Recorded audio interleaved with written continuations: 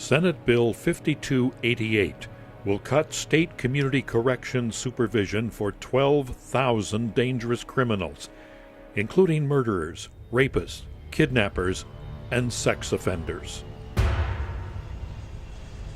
Community corrections officers, we're the first line defense between felony offenders and the community.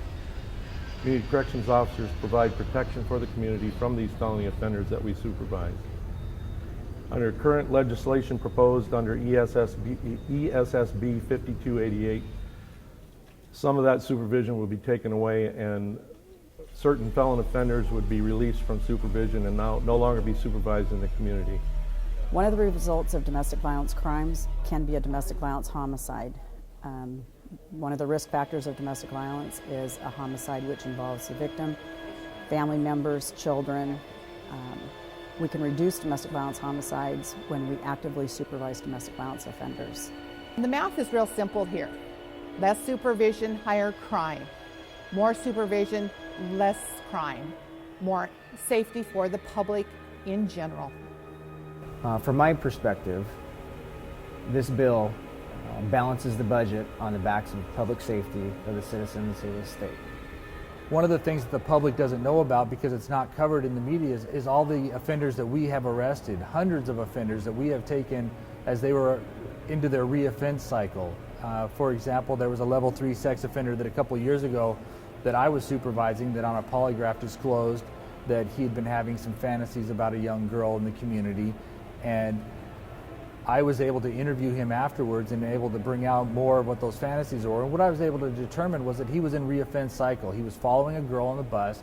He wouldn't tell us who this girl was, but he knew her schedule. He knew where she lived and where she went to school. And he'd been following her over several days, and he was actually fantasizing and masturbating to the thoughts of committing an offense against this girl.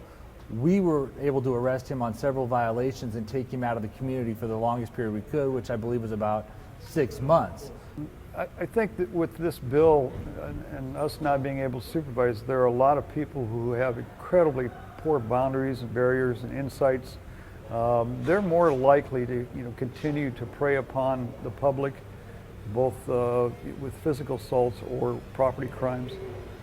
So we need to be able to intervene with those kind of thought patterns. This law will not allow us to do that in many cases. This legislation passes, basically Washington State will be a reactive state. It will be reacting to new crimes, hence causing the taxpayers more money in the long run. Very short-sighted.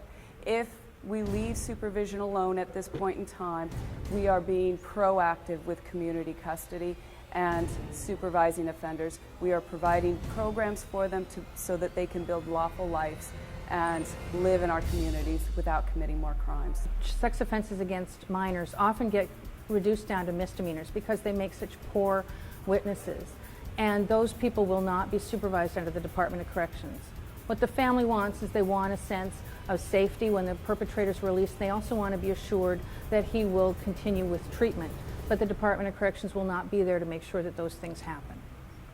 Sex offenders operate and do what they do because no one knows. If no one knows that they are registered sex offenders, they have the opportunity again to offend and offend in secrecy. And this is absolutely not okay with me. My name is Maranda Hannah.